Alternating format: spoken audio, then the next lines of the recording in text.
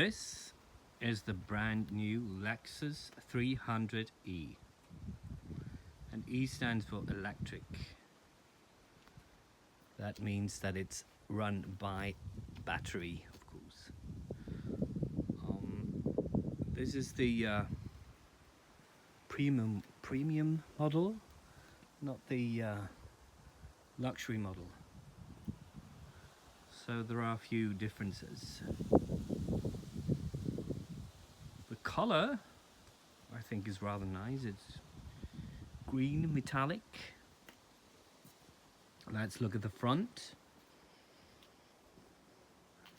And with the proof, with the L straight in the middle.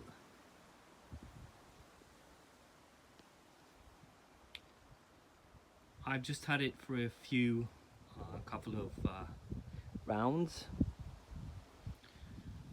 so I haven't really getting to know all the different quirks as of yet, but there are a few that I might mention after a while. But let's go back to the premium versus the luxury model. The differences, in short, is that the luxury model has the bird's eye view camera, which might come in handy if you're going to park or stuff like that. It also has the ability to open the trunk automatically. Doesn't do that on this car. And also there is, with the luxury model, there is a head-up display.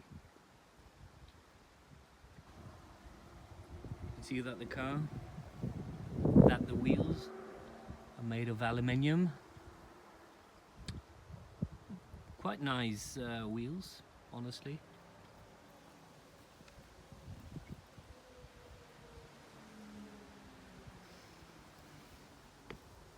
Let's talk about the side mirrors for a while. I thought for a moment that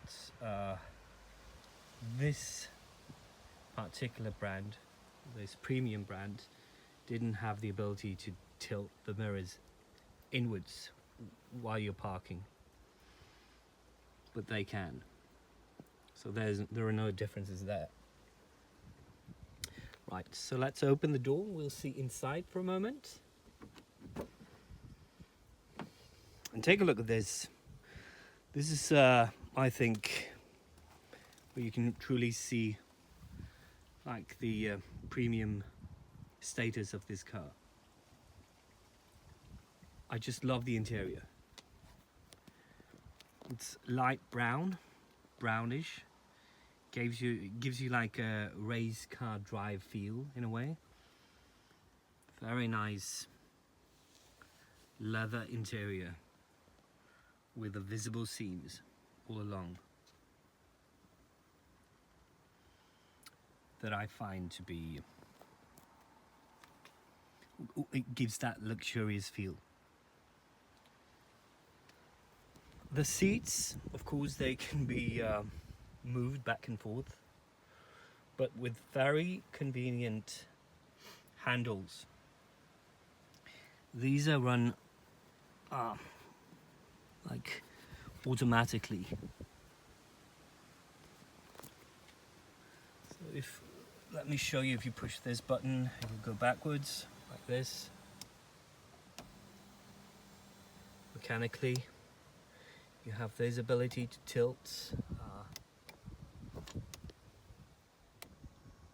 one panel of the seat. But the most convenient thing about this ability is to raise or lower the seat. It can be raised and lowered quite a bit, actually. It's perhaps not so easy to see on camera, but this is truly an amazing feature, in my opinion.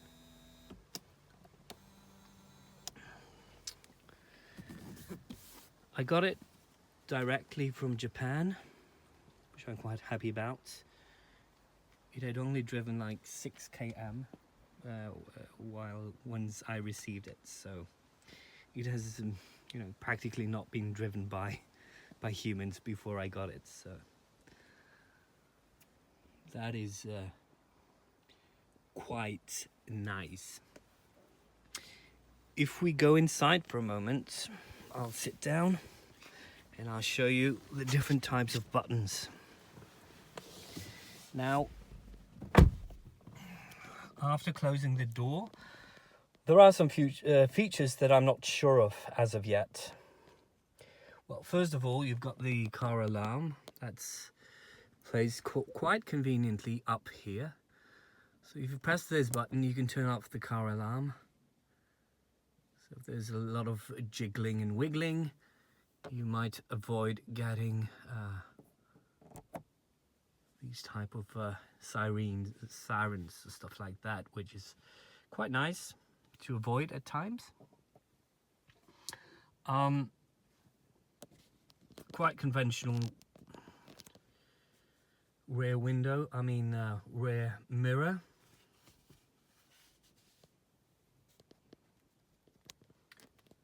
On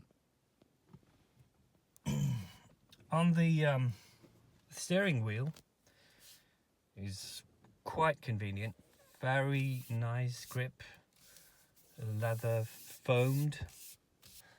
There are a few buttons on this car, and I have to say I really like buttons, because many of the other type of cars these days don't have that many buttons. Usually they're on the infotainment screen, but here there are a lot of buttons. I would say quite the conservative type of layout on this whole car. Okay, so let me turn it on for the moment. You can see the infotainment screen turns on. And there's the radio. I'll just turn it down. There's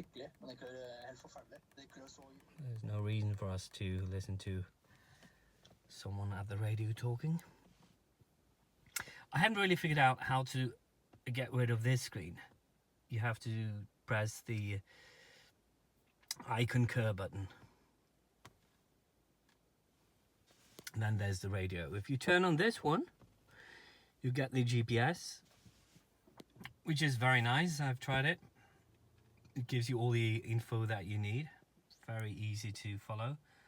And also, if you are insecure of which way to turn and stuff like that, you also might get the GPS up here behind the steering wheel, which is very nice. What I don't like, or haven't found a way to do it as of yet, that is to split the screen between the radio, or you get the map and the radio at the same time. I'm very fond of these type of things, but I haven't found out a way to do it as of yet.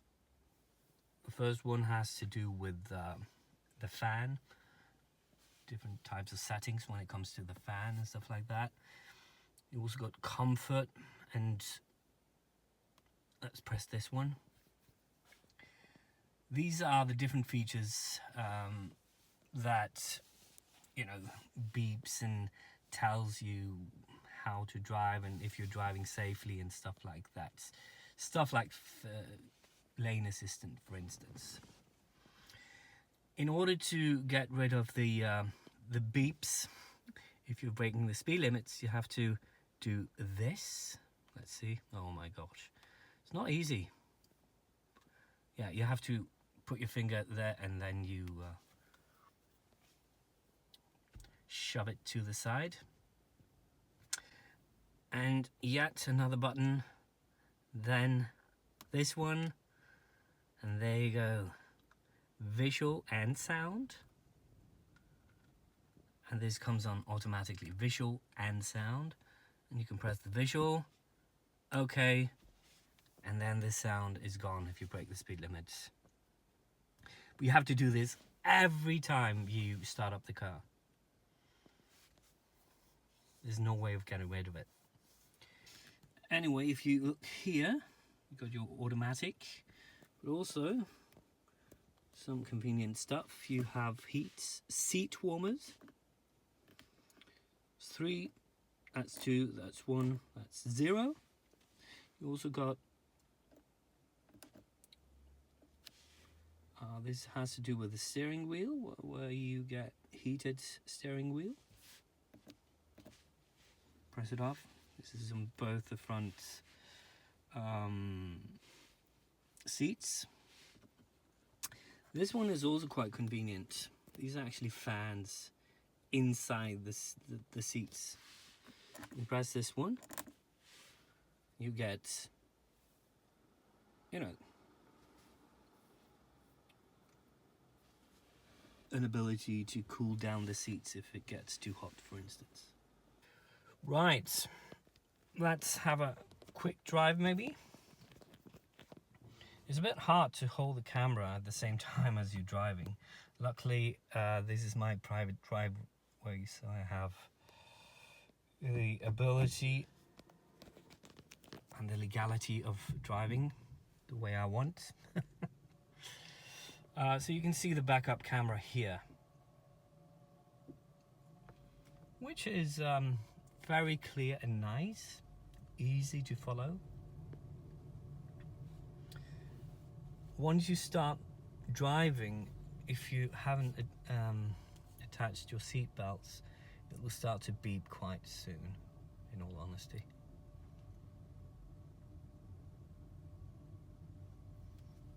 So holding the camera and driving at the same time isn't the easiest kind of thing that you do, but everything for you guys.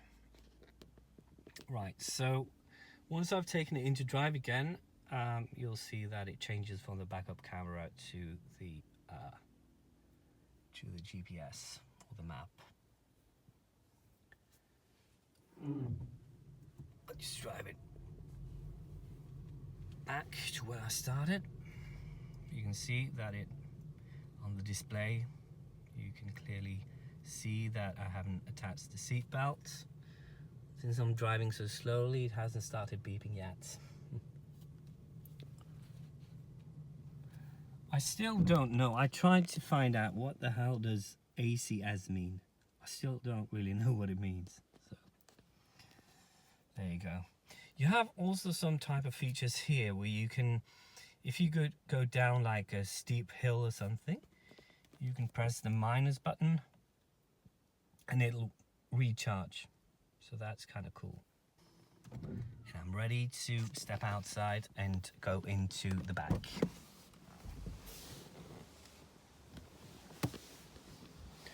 Right, so we're outside. Let's see what it looks like. There's some spots. I'm constantly looking for any type of problems with the metallic or stuff like that. Right, so now we're in the back. I just closed the door.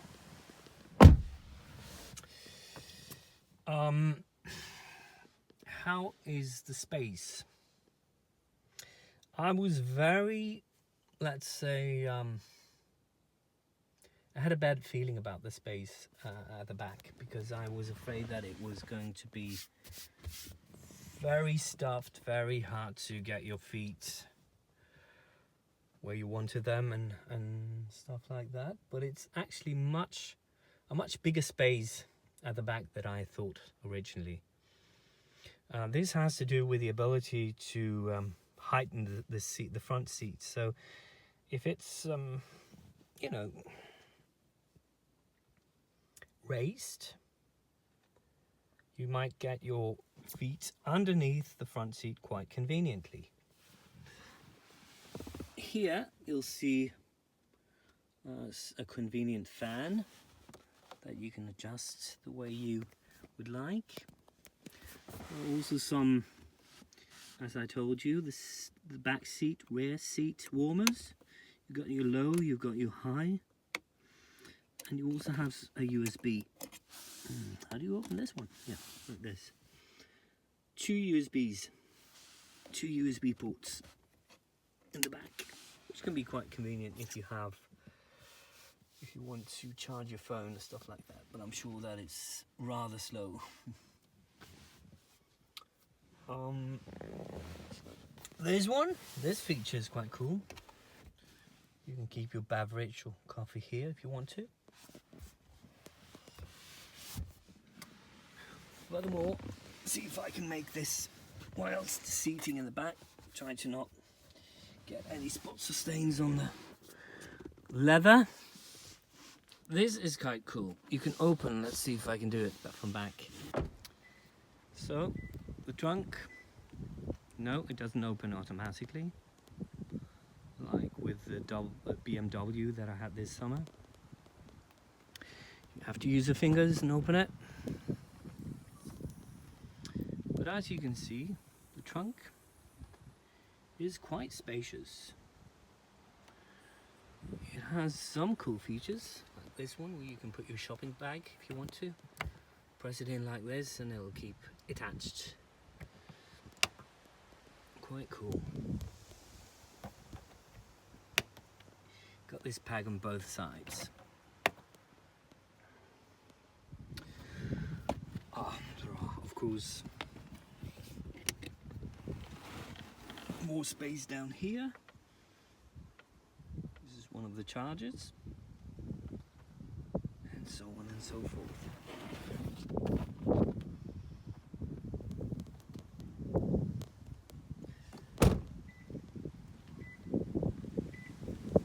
Probably so many other things that I could tell you about this car, guys, but it's hard to remember them at the spur of the moment. Anyway, this is a CHAdeMO type of charger, which is basically just slower than the traditional ones. Now this is a regular charger that I use for my garage. Nothing fancy about that.